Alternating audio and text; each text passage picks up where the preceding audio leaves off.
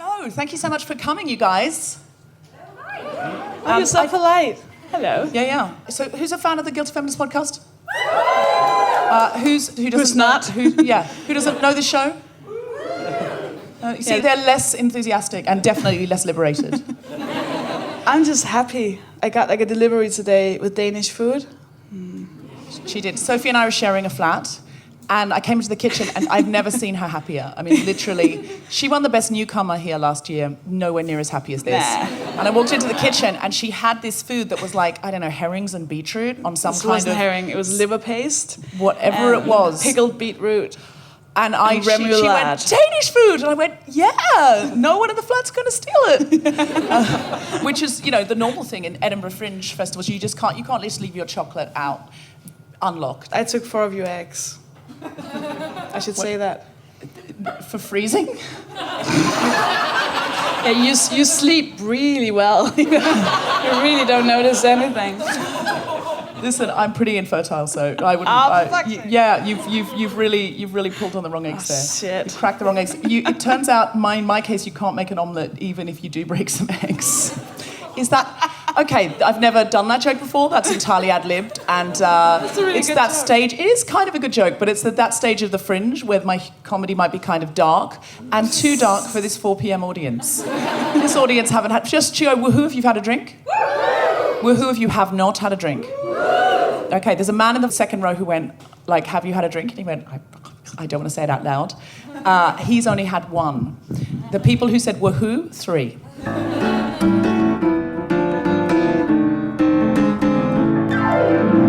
Deborah, I think the main problem with this podcast is that you edit out all the stuff where I say something that makes you uncomfortable. That's just not true. I don't do the editing. Tom does the editing. There's all sorts of stuff that makes me uncomfortable. Every time I refer to your vagina and you want it to be edited out. That is not true. That is, you know what? You still have to have my consent to talk about my vagina. That's a good point. Hashtag consent. That's a good point. It just makes me sad that I can't say all the things that I'm thinking about your vagina. All the questions. I can't ask all the questions. A lot of men feel the same. But we don't bend the rules for them. We don't bend the rules for you. If a man suddenly starts sending me unsolicited questions about my vagina on Facebook, I block him. What is a friendship if I can't ask you what kind of sounds your vagina makes? Why are you obsessed with this? Because I want to know if I want to know if my vagina is too big, and that's why it makes vaginas fats. I love that you start singing every time. It's like the beginning of a musical. Is my vagina too big? Between friends, there are certain things that I can talk about. There are certain things that are trickier. In public, on recordings of podcasts, different rules apply, but, I'm getting there. So we are going to be talking about hair removal. Mm-hmm. Body hair and body hair removal. It's a big topic. What's your challenge? My what? Your challenge. Your challenge. Hairy? Oh, okay. Well, I'm kind of relaxed about... I've become relaxed about a lot of these things.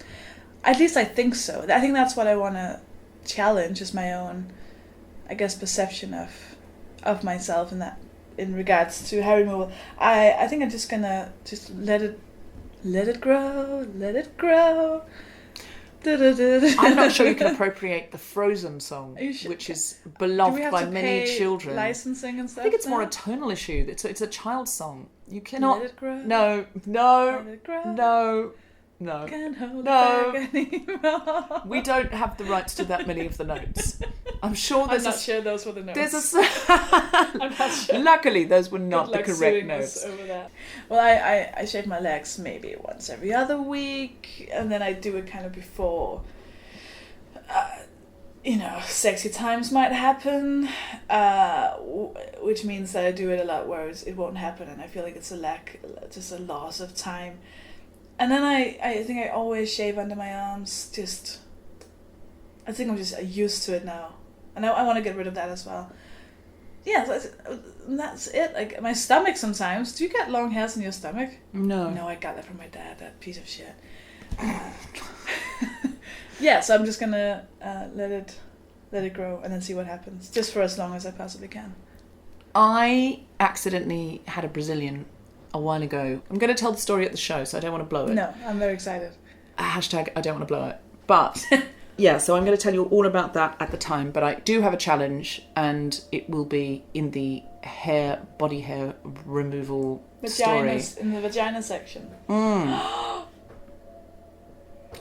It's been lovely to see you, so excited. It's been lovely to see you. See you again soon. Bye! Bye.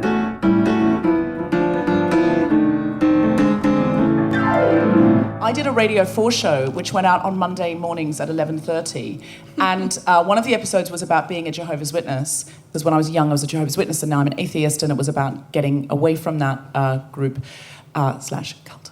And I was listing the things Jehovah's Witnesses couldn't do, like in a funny order, like sort of oral sex, even if it's your birthday, birthdays, anal sex, even if you're gay, being gay.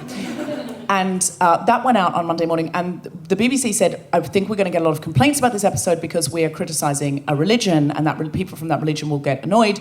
And I said, no, they won't. They won't say anything because they're not allowed to listen to it because it's apostate material. I'm telling you, we will get no complaints about that episode.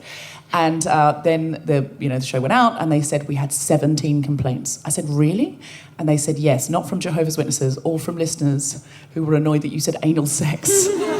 And they said this. You can say anal and you can say sex, but you cannot say those two words in that order. But they said they let it go out because, that was fine on Monday morning. But when it was on the Sunday night, it was repeated on Sunday night in Pick of the Week, they took it out because Radio 4 said anal sex is fine on Monday morning, but not on Sunday night.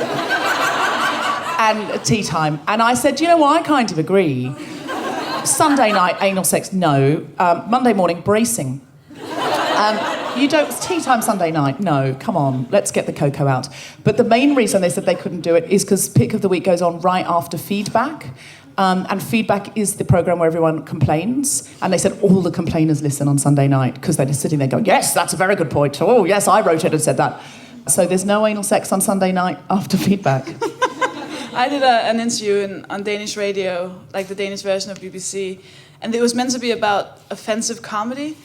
I heard all their questions beforehand, so I knew what to say, but then they surprised me with a question, which was, what is an offensive joke about sex? And I had no idea, and it was live on radio, like 1 million listeners or something, and I just heard myself say, well, if I said, I have a big, hairy cunt, I swear there was dead air for 30 seconds. And I was just getting messages from people who had heard me say that. And there was no end. It wasn't a joke. It was just that sentence. And they went, okay. And you've repeated that again here today. I'm learning nothing from your earlier experience, Sofie. This isn't... Are you offended by me saying I have a... No need to say it again. No need to say it again. There's been people who've been brought along being told this is, this is really accessible feminism. You've got to come and see it. And but I think there's two kinds of people in the audience. There are people who are like, so what? You said anal sex, and then there are people who are like, oh, she should say more. And then it's for those people, those three people who are like, so what about anal sex on a Sunday? So they needed to hear big hairy cunt. Right, thank you. So could those three people please identify themselves? Thank you. There are literally three people who put their hands up. Exactly three. Gone, wow, that was for me. I know my audience. Tea time anal sex. Midweek school day. Not enough. Do you want to do some... To the gentleman in the front row who's looking a little shocked, we apologise. You're going, no? No, it's just my ordinary face. Your ordinary face? No, it's a lovely face. There's nothing ordinary about your face, sir. It's got a lovely Scottish accent coming out of it, by the way, if you don't mind me saying. The rest of you can go. Oh, I thought you meant the rest of his body. You have a lovely face, the rest of you don't care. I did not mean that. I meant... You should do this bit now. You want to do that? Yes. Let's get this show on the road.